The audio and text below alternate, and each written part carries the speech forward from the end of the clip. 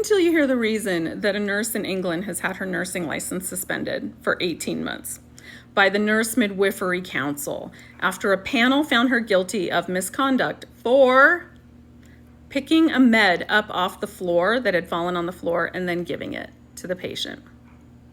Now, during the hearing, a nursing student who was there that day, was an eyewitness, said that the nurse attempted to administer the medication.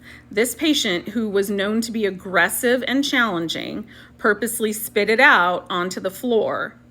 And she saw the nurse pick it up, put it in a spoonful of cold mashed potatoes, and give it to the patient.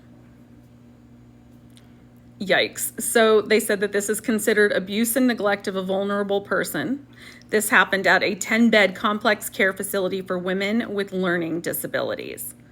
They also heard testimony during the hearing that back in 2021, the same nurse and the same patient, that she allegedly had pushed and slapped that patient some years ago. So, I mean, maybe they shouldn't have had her assigned to that patient, right, in the future. But this is one of the most annoying things that patients do.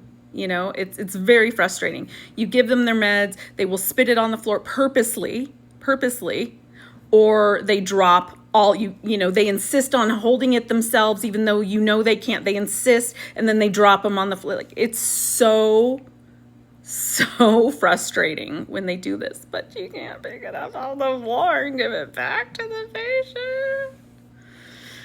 They said that this denied the patient the right to consent to taking the medication and, of course, the risk for harm from it being contaminated on the floor.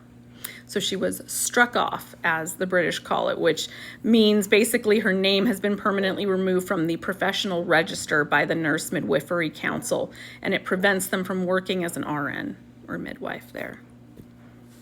Don't pick your meds up off the floor and give it back to the patient.